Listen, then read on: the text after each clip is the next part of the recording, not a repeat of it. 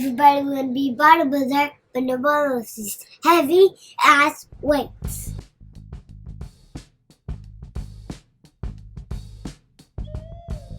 What's up, everybody? Welcome to episode 96 of Buckets of Duckets. I am your co-host, Chase Myers. I'm out here in Seattle, Washington. Every so often, recently weekly, I get together with my best friend, hilarious comedian down in Louisiana. Ladies and gentlemen, give it up for the one, Josh Watts. Good evening, shitheads. It's your boy, Big Daddy Bath Salts, coming straight to you at the gas station. This is episode 96. That is 6 more than 90.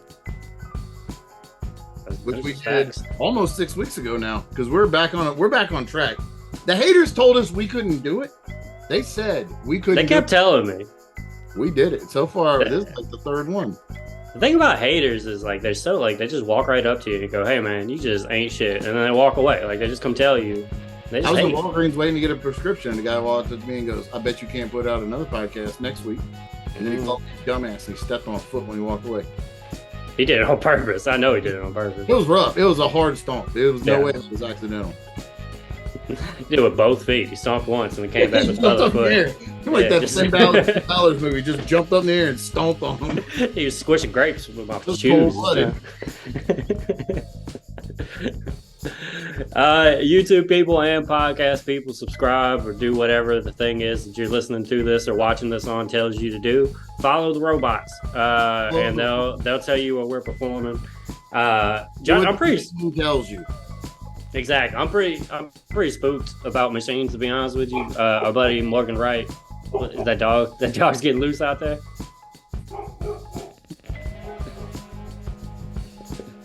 Bruh. The annoyance on your face. Daisy was returned to the shelter like 3 times before we got her, and I 100% understand it. And if I didn't think because of the scar on her face they'd immediately put her down, I would return her to the shelter. But she's got that big scar on her face, and now nobody. If you don't know what I'm talking about, check episode 95 in the archives. Huh? The archives. Felt good about that one? Oh, real good. I've been wanting to do that for a long time. I'm very happy I got that in there. We're gonna hide older episodes behind a paywall one day. We could say that and do. That'd be nice. Paywall, you broke bitches. The first 50 episodes of Buckets of Duckets. If you want to hear the old Chase and Josh talks, you got to go pay us. You got to find it first, because I don't know where. I don't know. They're gone. Yeah, they really are gone.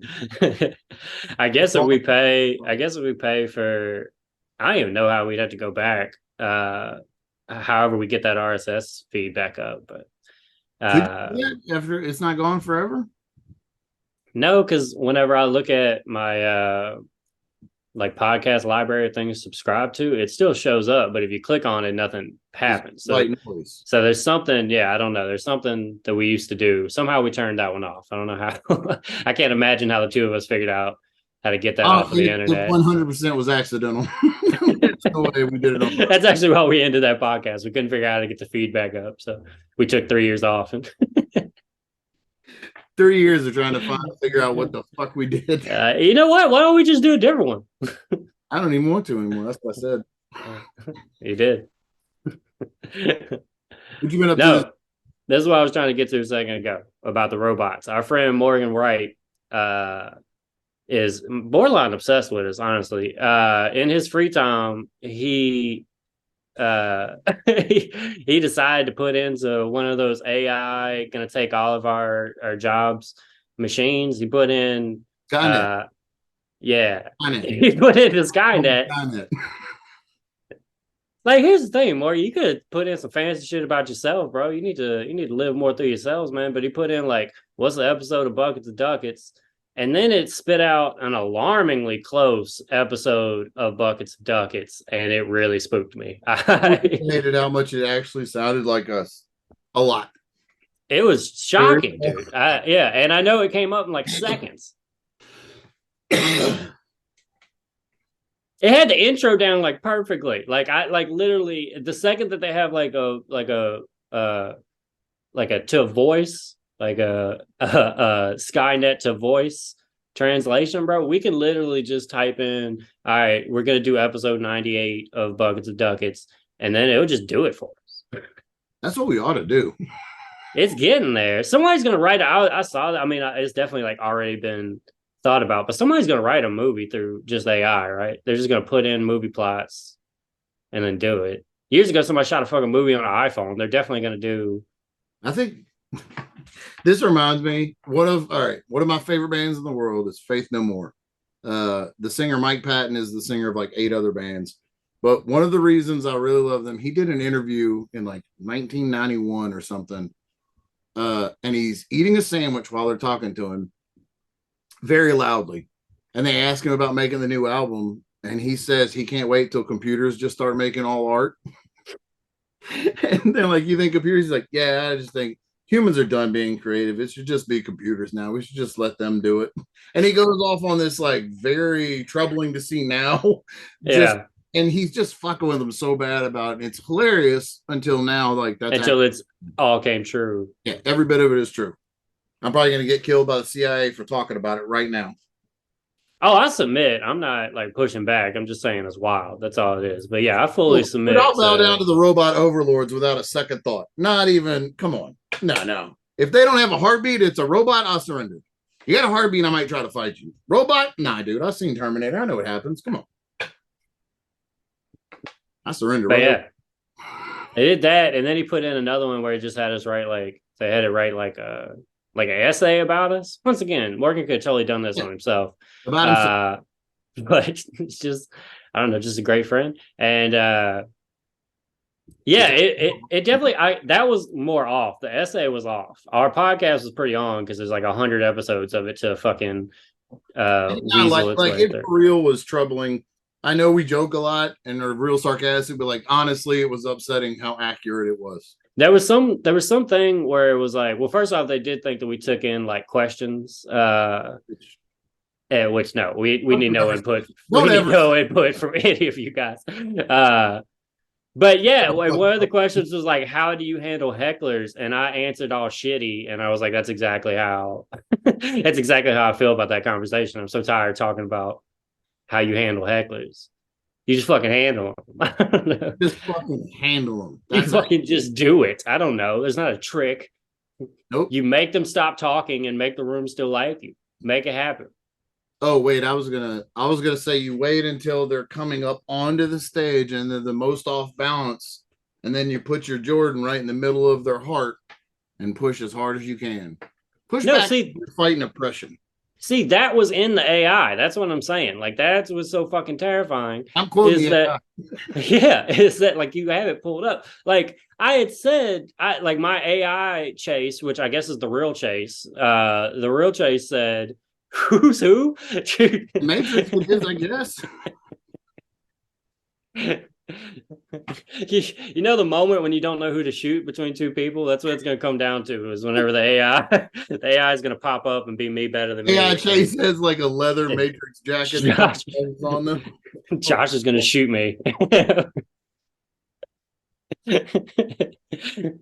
But no, it said, I was like, I gave like a sarcastic response to like, what do you do about hecklers? And then after I was like, you just keep it moving, try to keep the room on your side, whatever, blah, blah, blah. And then your answer was like, you punch him in the face. That was like your AI response. And I was like, God damn, these people get it. Like, they fucking got us.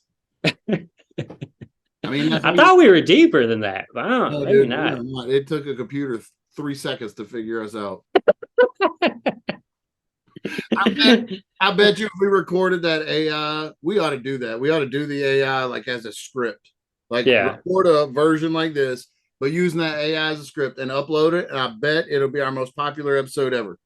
We need to do an AI episode. We should do it. It only printed out, it was like a quick thing. It only printed out like 3 pages, but it was like printed out. It sounded like the oldest man ever. It faxed over 3 pages. Lightning speed. Faxed over. Yeah, just got a fax from AI. Hold on. And then you have to tear it off the paper off the printer. It's all blue for some reason. I never understood the blue fax paper. Tearing the little ends off of each side. Hold on. Now put this in the binder so we keep it for records. That's fucking funny. So yeah, I don't know. I'm like struggling. I'm having a crisis of am I that replaceable? I've been just sitting. I've just been sitting in my living room for a week now. It's just going like it's not going to replace me. I get it. It's only one me. It's not. AI will not replace us. This may be a thing that radicalizes me, bro. Like I've kind of let all the other stuff. I've always been like, man, y'all crazy or whatever. But this is gonna be the first time I'm like tinfoil hat. Like, no, you don't understand. The next episode, we're both in black block and recorded on like a old Nokia phone that doesn't connect to the internet. They're coming for you. Dogs or children? You hear them? Nah, I just saw you stop and like a hunting dog. Got a scent. Dude, did I tell you Zoe broke her fucking fingers? Did we talk about that in last episode? In a fight? No, I wish it was a fight. She was at school reaching up for a chair and it fell and jammed her finger, but it broke her middle finger. So, God damn. The chair fell? They have to stack the chairs on a table at the end of the day. Right. And it started to fall off and she went to catch it and it jammed down on her finger. I think you got a case, bro. And it broke. Dude, every time I've gone to that school since then, I've been like, I'm going to have your job. I'm going to have your Put your gun and badge on the desk. But they didn't even call me to tell me because it happened at the end of the day. So like usually I'm in the car line going to pick her up and usually she comes skipping out and she's all happy. And this time she comes out and she is like holding her hand with ice and she's real pale. And I was like, bruh, I'm not gonna lie. I immediately put the car in park and went to open the door and like jumped. I'm like, all right, you gotta be calm. I was gonna start hitting people. I don't know what happened. Somebody's getting punched. Somebody got to die. Sir, can I help you? And just right. Dude, I don't even know what's going on, but everybody's Sir, calm down. Left hook. Dude, sir, please, spine buster. There was gonna be so many fucking running spine busters in that school that day. Sir, we can explain. Explain it while you looking at the lights for that 1, 2, 3. So she gets in the car and she's like, I jammed my finger, and she told me the story. And I said, well, let me see. And it had happened. They told me they didn't call because it was the end of the day. It happened like 20 minutes before she came out. And she turned her hand around, dude, and her middle finger was like huge and purple and black already. And I went to x-ray school long enough. I know purple and black. I cut it off. That's not a good sign. So I'm freaking out, like, because Michelle works in Baton Rouge. So if we want to use her insurance, we have to find the hospital, the Our Lady of the Lake Hospital. I can't. What a good system. Care out here. Such a good system. Her dad's a doctor, and I went over to him. Was like, hey, how bad is it? And usually, her dad is like, oh, we'll have to cut her finger off. Ha ha ha. No, it's fine. Don't worry about it, Josh. This time he goes, oh, we're gonna have to. Oh no, hold on. And I was like, oh, shit. Oh, fuck. He's a doctor for real right now. He started making a joke and he was like, oh, wait, hold on. And started looking at it. I was like, oh, that's not good. He stopped making a joke. She's probably going to die. She's going to bleed out in like the next 3 seconds in the living room right here. And then he just wrapped her finger in tape. And he was like, you don't have to take her to the emergency room or anything right now. Because even if it is broken, they're just going to wrap it. They're just going to tape it. You can't really do anything for a finger. So then we had to schedule appointments to get seen by an ortho because kids have growth plates in their fingers that could screw it up, you know. So, bruh, this girl, her finger is broken. And every time the splint would come off or she would take it off, she would go, I can almost bend it. So we're like, yeah, stop it. And she's like, oh, no, look. Just squeezing down. And now it's I think we got another week and a half before we have to go see about getting the splint off, but it hasn't fucking phased her at all, which is pretty bad. Yeah, that's pretty awesome, dude. Yeah, that's that like childhood just like bounce back or whatever. Like, I guess I never broke any bones when I was little. I didn't break bones until my bones until the Air Force. No, that was understood. I broke. I think I might have told the story before. I broke my elbow on the monkey bars when I was like in third grade. I fell off, just no upper body strength. Fell off the monkey bars. The monkey bars back then were just like metal brackets on top of it. They're 12 feet high. They're so high. They're like 20 feet in the air. There's no reason for them to be. It's a bunch of 3 foot tall kids. Not even 4 foot tall. We're just up, just as high as possible, and land on concrete. Just yeah. There's concrete and like glass below you and stuff. And they just hope that your little hands can grab onto and balance on a pole. It's smaller round than your fingers. Is it cold? Is it humid up there? You better hope not. Don't worry, the science teacher is 200 yards away. You'll be fine. So, you know, I fall, I land on my elbow. And, that's all the protection you get out there, bro. Don't worry, the science teacher is 200 yards away. That's how it worked at 7th Ward. When I went to school there, bro, we were just all out in the big field, and all the teachers were just far as fuck away while we're beating the shit out of each other. Come back with black eyes and broken bones and stuff, and the teacher wouldn't find out till you were in class somehow. And so I fall. This is what happens. So I fall, I land on my elbow, I break my elbow. But I'm trying not to be an old bitch about it, you know. So I'm not crying, but I'm telling the teacher, like, hey, it hurts. Like I need to go. She's like, you're fine. This is the 90s or whatever. She's like, you just lying because you just want to go, pussy. Yeah, because you want to go get pencils from the principal's office or whatever the fuck that 4th, 3rd graders were doing or whatever they think was bad. And I was like, nah, bitch, I'm really like, it hurts. It hurts really bad. Bitch, listen to me. I'm 7. All right. I've never been more serious in my life right now. But I had to start crying for her to believe me. It hurt, but it didn't hurt to cry. But then I had to cry because she wasn't going to let me go. So I had to like prove it. And then, I think I've told my story on here about school nurses. The school nurse too called me and she was like, hey, her splint came off. What do I do? And I said, put it back on. Give it a shot. You're a nurse, right? You just put tape on her finger. I mean, I'm sure the instructions don't say call the father. Nurse, right? I'm sure. On the inside of the splint, it said to call me. If you need this, call me. When you Google it, call me. When WebMD said, call Josh Watts, that's what it said. That's so crazy. That's weird. If they wouldn't trust you, a nurse, to handle it. Dude, Linda, a couple weeks ago, she she's always screwing up, and she stepped if the fans of this podcast know anything. Oh, she loved that episode, by the way. It was just real good times.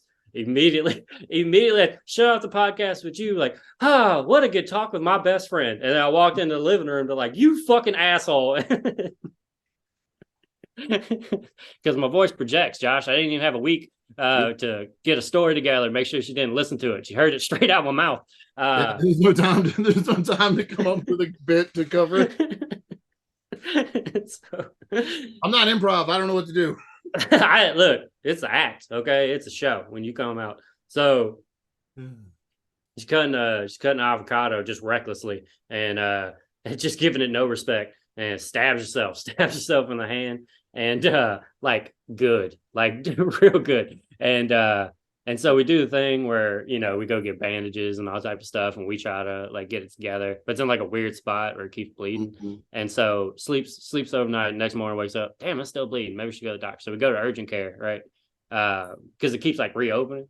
Mm-hmm. This is a story about how the urgent care doctor was a dick. That's what this is about. Hell yeah.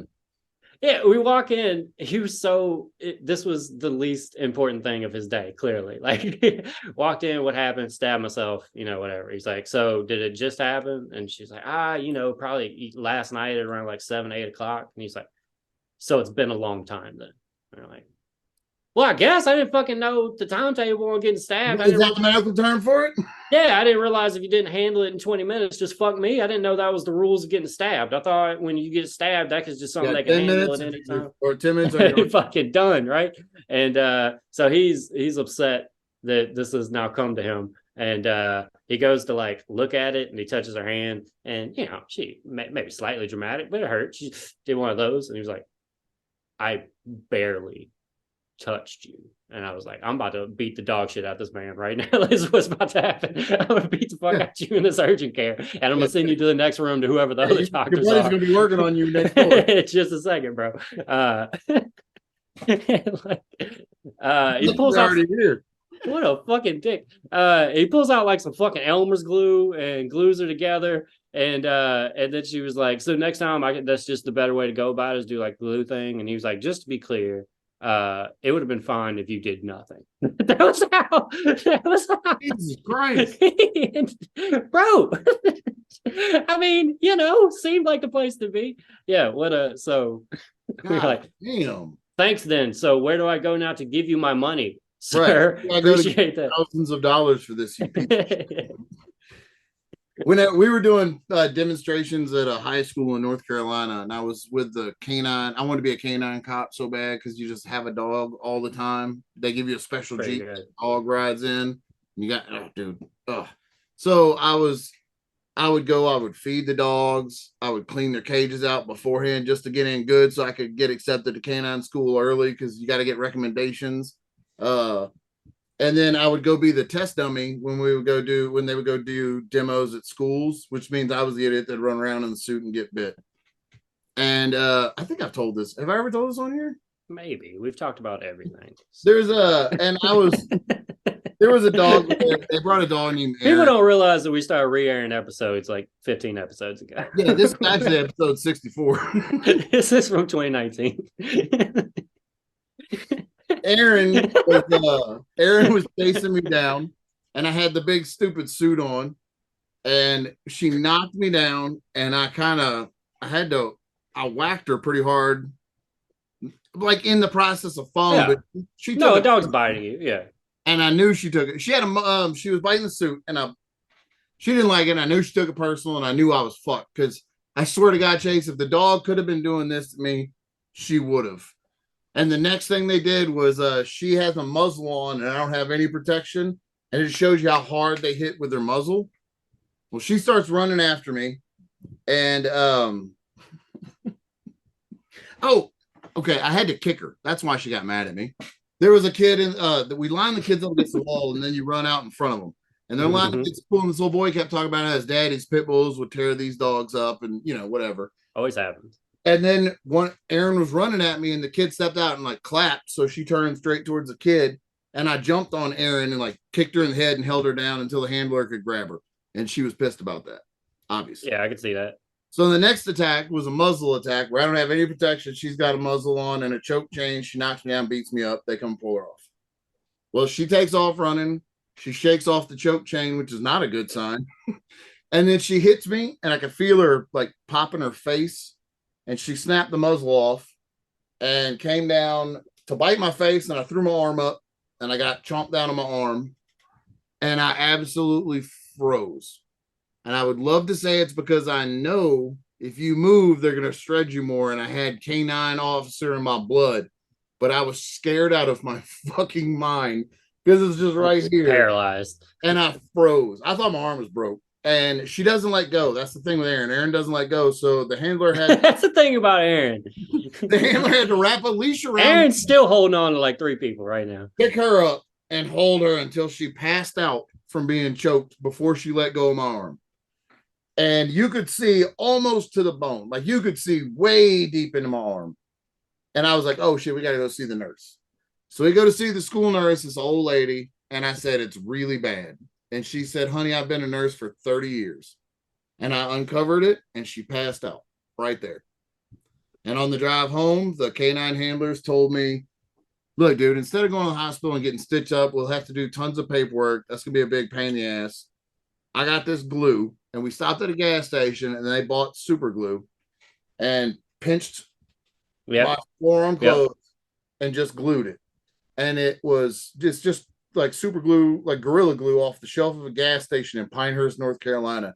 And it burned so fucking bad. Why? But those dudes thought I was a badass after that. they didn't take it as I was just too afraid to speak up. They took it as this dude's got fucking balls of steel. Tough, bro. And so they told me they'd let their dogs bite me anytime. And I was like, you know what, guys? It would be an honor. It would be an honor to let him shred my other arm. It really fucking hurt though, but it worked. Sounds like it. It worked. So Man. What a dick. Just to be clear, you could have done nothing and it would be fine. Bro, I was in the waiting room. There was like one other person this whole time. Like, what else is going on? Like, what do you got to do today, bro? Pretty much you're going to be handling little shit like this. Do you think you're a real doctor? Isn't this why you went to school for like years to do shit like this? Right. Aren't you glad that it's just a simple patch it up with some glue? What? I'm sorry. I didn't cut my jugular. I'm sorry. Right. I didn't cut artery. You ass. Come here. Yeah. With an arrow through my head. Is that what you want? Is that what you want from me? You want me to Steve Martin you right now, bro? That's what you want? What a dick. That's so crazy. Jesus. So what'd you think of the Chris Rock? Oh, I fucking loved it. Yeah. I loved it. I didn't like Chris Rock until didn't like him. Oh, god damn, that hurts. That's not what I meant. I wasn't super familiar with his stand-up until we started hanging out, 14 or whatever it was. And you made me listen. You made me listen to it. I did. No, if you're gonna be friends with me, I make people listen to it. Linda's already watched all the specials. I've made her. Like, this is very important. You're one of the only people I know that still has a DVD collection of like every stand-up special that's ever been made. I know. I got nowhere to watch them. I just got them. I loved it. Chris Rock is he really flipped that around. Could not have gone out on a stronger note. That mic slam. Now that's my new goal in life is to slam a mic down like that. Warranted to slam a mic down like that. It was fucking great. I prefer unjust mic slam. I like like I just ate a dick and I slammed the mic. Fuck yo. Opening the show. You're the host. Nah, it was cool. I like that it was live. Did you catch the pre and post? Did you watch it live or did you watch it later? I caught it later. All right, so I watched it live. I'll talk about the special. I just want to point out there's this really weird. So before they were doing like stand-up show, I turned it on like a couple minutes before it was coming on. Leslie Jones was on stage like doing stand-up and talking about how Chris Rock got her the SNL job or whatever, which is true. And then it cuts from it's true. Like I was gonna be like, the fuck he did. No, I promise you, bro. It really happened. It really. She's not just up there lying. She's not lying on the pre-show of Chris Rock's special that he got her a job. That's not. If that's what you think is happening, everybody, that's not what's happening. So I have to pretend I don't hear them screaming and crying downstairs right now. Dude, now you have no family, bro. Like, what are you even talking about? Like, get him out of your mind, bro. So he's so unprofessional. Fucking podcast. If you want to make it in this podcasting business, bro, just let me give you a tip. Cut them off. Bro. Get them. You remember when Vince McMahon told Vince Russo, I think you make him enough money now that you can hire a nanny. I mean, you're right. I'm sorry. I'll hire a nanny. Well, my bad. You were talking about your Chris Rock special. They sound this needed to be dealt with, bro. It's about fucking time. So no, about fucking time. I've been waiting to talk about your kids for years. Jesus, bro. How much stuff I got? Hold on, I got a notes folder. I just been waiting for the moment. All right, so after the special, cuts back to the Comedy Store. David Spade and Dana Carvey's there. I understand Spade. That's like his best friend. Carvey, I guess. I mean, I know they're on SNL at the same time. I just never really associated them as being like buddies enough to do that. And then it's Arsenio. It's some female comic I never heard of. JB Smooth, and then Kareem Abdul-Jabbar. Did you catch that last one?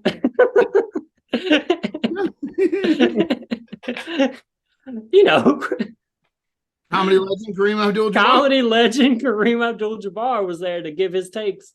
10 minutes left, people. So fucking get into it. He was there to give his takes on the Chris Rock special, which was odd. That's weird. Yeah, I don't really understand. I mean, he was fine, that but it was just really weird where it was like, I don't know, man. Maybe this is not the vehicle for you. But he loved it. That's it. Kareem loved it. Gave it 5 mics or whatever. It was a good thing. Do you know Paul F. Tompkins? Do you know who I'm talking about? Okay. He does I love his podcast. I think he's one of the funniest improvisers. He does one called The Neighborhood Listen, where him and this woman just read and improv off of stuff on the net off the Nextdoor app. It's fucking hilarious. But they were doing a live version, a live episode at the club Largo. And in the background is Scott Aukerman, all the Comedy Bang Bang people, Reggie Watts, Zach Galifianakis, all those guys. And then in the middle of them is John Hamm. And just there. And he really stood out because he's so fucking pretty. You're like, what is John Hamm doing there? And then if you go through, he's in all of the pictures. All of them. He just hangs out backstage at Largo, I guess. Yeah, he's likes Comedy Bang Bang. He's he's an Ackerman guy. John Hamm has some weird crossover stuff. I listen to a sports podcast, Bill Simmons podcast. Yeah. And Bill Simmons will every now and then be. Didn't he do a movie one? What's his movie one? Yeah, Rewatchables. He's the Ringer dude or whatever, and used to be the sports guy, the Boston sports guy or whatever. So he'll every now and then on his podcast just mention his fantasy football team, and then every now and then while he's mentioning it, it'll be like, yeah, John Hamm, fucking blah blah, and he'll just talk as if he's not saying John Hamm is in his fantasy football team. John Hamm tried to trade me, and he just complains about this trade. Name dropping motherfucker. Yeah. Oh, speaking of name dropping motherfuckers, I just did a show featuring for Joe DeRosa. Nice, dude. And, how angry was he? Oh, it's his new hour. He was doing his new hour. Furious. So he's calling it. He was so mad, and it was so good. And one of the first. He's so mad at humanity. There's nothing left for humanity. There's no hope. There's no right. It goes on. And then I'm getting up there right before he does an hour and a half of just the world is hopeless. I'm up there and then my kids came in and told me they love me. All right, ladies and gentlemen. All right, here's your good buddy Joe DeRosa. Let's spend some time with Joe DeRosa. But he was really nice, but he has a stalker. To the point of she lives in New York, but everywhere he does a show, they have to tell everybody, be on the lookout for this lady. So I got this whole email about, hey, if you see this lady, don't talk to her, don't blah, blah. And it's just some blonde lady. It's I'll never in my life recognize. She could be swinging. There's no chance at me, and there's no chance I recognize her. And then do you know how fucking mad I'd be if I got murdered by somebody else's stalker? Yeah, that's tough. Dude, that's not cool. What kind of beta ass shit is that? But apparently the threat was so real they had a couple of sheriffs outside Club 337. And if anybody knows anything about me, having cops just standing outside definitely gets me in the mood to be hilarious. I couldn't wait to get up there and just talk about cops. But afterwards he took us out to eat, and he bought me a hamburger steak. He was really nice. And he had his new hour is fucking killer. We didn't see the stalker though. Damn. You kind of want to at that point. If there's a whole email and everything about it, you want to be, They hired 2 cops to work the door at Club 337. I want somebody swinging something. Something's gotta happen. At least some type of commotion in the background. Dude, the other night I was performing, and there's just a table of drunks in the background, and they're at the very back table, and Dude was so drunk. I'm in the middle of my set, and I see like his two buddies are like helping him out the bar. Like he's like hunched over, like he broke his leg and he can't walk, and they're like carrying him out the bar. Yeah, shrapnel. But they're in the very, very back, so only I can see it. And I'm like, and so I'm performing, and I see that happening, and I just start fucking dying laughing. I couldn't stop myself from laughing at him. And I had to explain to everybody. I was like, you guys don't see what I'm seeing, but I'm seeing. And I did like the whole like, oh, he's like a football player, just tore his ACL, and doing like bits about it and shit. This drunk ass is being dragged out the room. Like one of his friends stayed, and I was like, you don't give a fuck about your friend, bro. Like you just. It looked like he took shrapnel. It looked like they're gonna plug him into an IV like right now, and you just back in there to get some yucks in. To get some yucks in. When the show was over, they asked Jason Leonard, Lafayette comedy guy, asked me, "Hey, will you stand right here in the green room? Just make sure nobody walks in here and bugs Joe." And I was like, "Yeah, dude, no fucking problem." And immediately, like 5 or 6 drunk ladies bust in. And I'm like pushing it. I'm like, no, y'all got to go. You can't talk to Joe. And they're like, no, we came to talk to you. And I was like, oh, come on in. Yeah, you can bug the fuck out of me. But then they told me that they asked me if I was really from Denham and told me I should go tiki tubing. Nope. Bro. Yeah. I know no fucking way I'm getting tiki tubing. Are you kidding me? I'm not going back to tiki tube, but whenever I was in it, when I was living that Denham life, I tiki tubed. Did you? Oh yeah. The tiki tube. I've been on the one in Denham, and it's not cleared out. Like they don't clear out the path. No, there'd be a couple times where I got stuck in some rocks down in the ring. Yeah, tree branches, and because they don't drag it. Yeah. Yep. But I was like 19. And somebody was like 27 hanging out with us and brought some beer, and so he just float down and drag some beer with you and stuff. It's pretty good old time.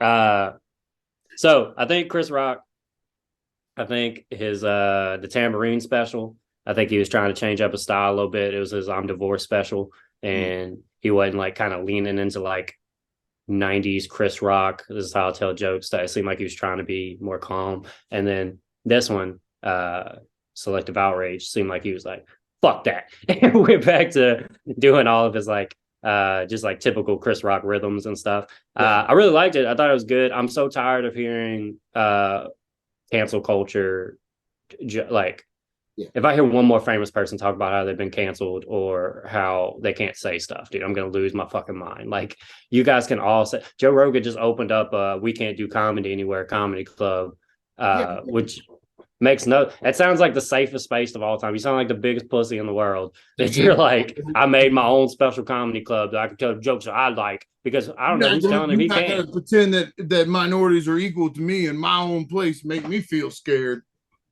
Fucking pussy. What's it called? But yeah, I'm over. I don't even know. Something to anti-woke mothership or some shit. I'm tired of it. That sounds so fucking dumb. Yeah. Yeah, I'm done. I'm done. I don't need to hear another celebrity talk about that. Like, I'm good. Louis C.K. got canceled and then sold out Madison Square Garden like twice, I think. So it's not real. Yeah, like it doesn't exist. It just means you might not get a job sometime. But guess what? Like, that's like just regular life. Sometimes you just don't get jobs. But I don't know. Seems like you're an artist and you got a fan base. They'll follow you. Yeah. We're gonna have to edit this out because we're gonna get canceled. You can't say stuff like this on the podcast. Oh, I know. You can't say. Oh, you can't say stuff. I just don't understand. I don't know. I don't get what it is you can't say that these comics feel so attacked by. Chris Rock this is my favorite comedian in the world, but Chris Rock just went on stage at the Oscars and made fun of a woman with alopecia, got slapped for it. Seems like anything's on the table. Seems like we could just do whatever. All right, 30 seconds. Buckets@duckets.com. We'll be back maybe next week, guys. We've been rolling. We've been rolling. We love you from the bottom of our hearts. With all I got. Bye. There's no reason to laugh at that. With everything in my soul, I love you guys. All right, see you next week. Y'all be safe out there.